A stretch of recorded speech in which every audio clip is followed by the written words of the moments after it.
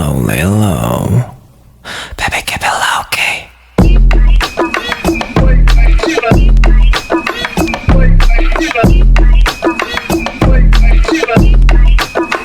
Let's go.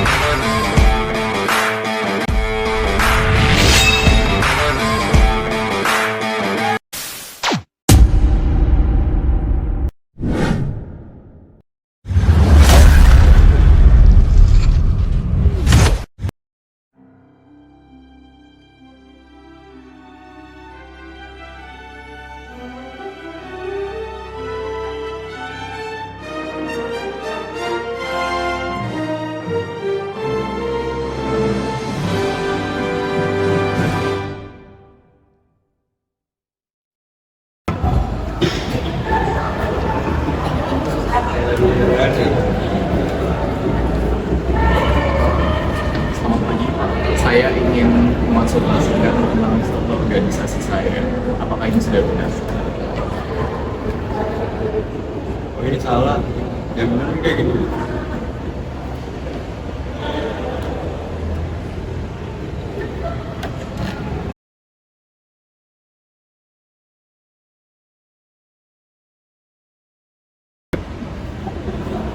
Nah, jadi aku mau ngejelasin dari struktur paling tinggi perusahaannya. Yang pertama itu komisaris merupakan struktur tertinggi dari minimarket Indonesia Raya yang tugasnya melakukan pengawasan, pelaksanaan, dan tanggung jawab direksi serta memberikan keputusan persetujuan dan persetujuan suatu tindakan dari direksi itu.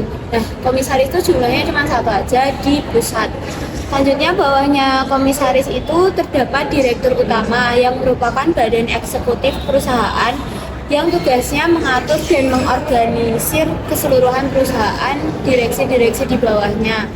Yang di bawahnya direktur utama ini tuh ada banyak lagi divisi-divisi lain.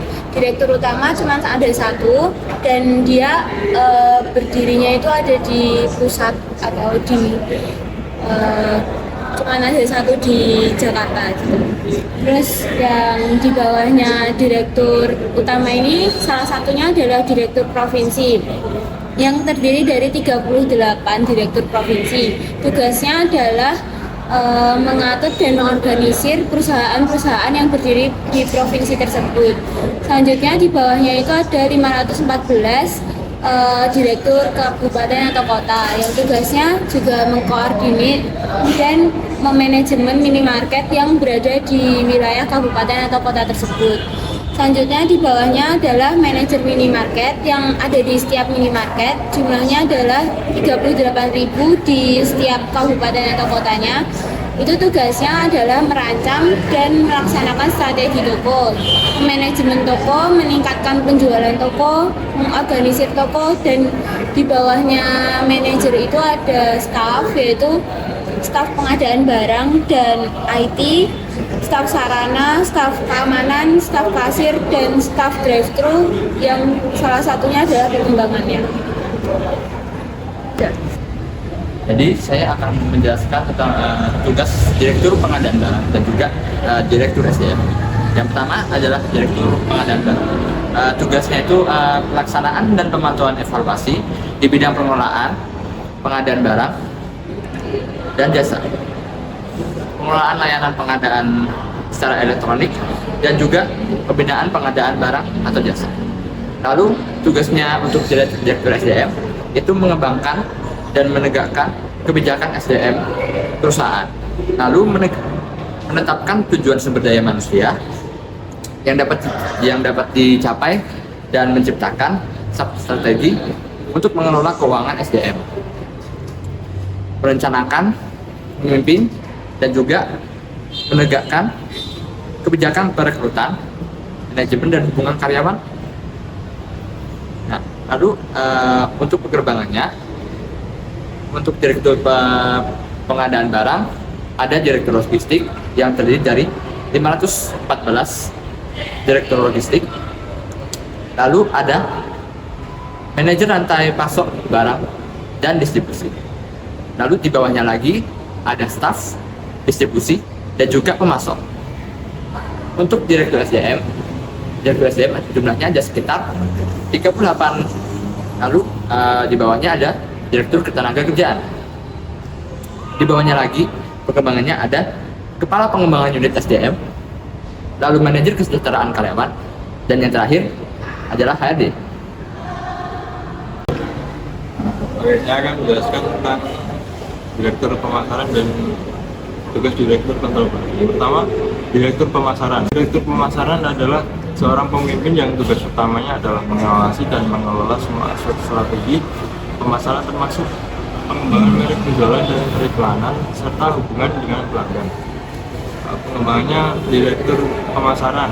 Di bawahnya ada manajer penjualan dan pemasaran. Itu jumlah ada 514, dan di bawah manajer penjualan dan pemasaran ada sales. Selanjutnya tugas direktur kontrol produk.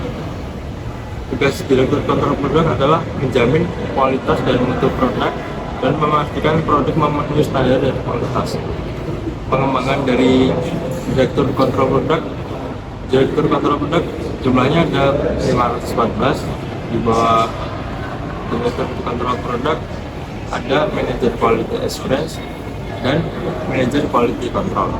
Di bawah manajer quality assurance ada staff quality assurance, dan manajer quality control di bawahnya ada staff quality control. Jadi saya di sini akan menjelaskan tentang direktur keuangan. Direktur keuangan atau sering kita sebut CFO, Chief Financial Officer, adalah pimpinan perusahaan yang bertanggung jawab atas keuangan perusahaan secara menyeluruh. Tugasnya itu meliputi pelacakan arus kas, analisis kondisi keuangan perusahaan, dan merumuskan strategi keuangan yang menguntungkan bagi perusahaan. Lalu pengembangan direktur keuangan ini adalah dia mengebawahi direktur akuntansi dan pajak. Lalu direktur akuntansi dan pajak mengebawahi lagi manajer rantai pasok keuangan dengan jumlah 514. Kemudian ada direktur ekonomi digital. Direktur ekonomi digital ini bertugas untuk strategi pengembangan dan implementasi inisiatif terkait ekonomi digital pada perusahaan. Lalu direktur ekonomi digital mengebawahi direktur teknologi infrastruktur inovasi yang berjumlah 514 dan direktur internasional e-commerce. Direktur teknologi infrastruktur dan inovasi ini memiliki bawahan lagi manajer teknologi maintenance, dan manajer teknologi maintenance memiliki bawahan layanan pelanggan dan teknologi dan aplikasi.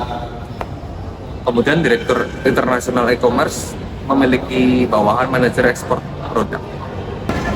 Jadi perkembangan badan tersebut dilakukan untuk mengikuti era perkembangan pasar dengan memperhatikan perkembangan pesaing atau kompetitor yang ada, seperti melakukan pengembangan peningkatan teknologi inovasi dan infrastruktur sehingga terdapat layanan teknologi dan aplikasi.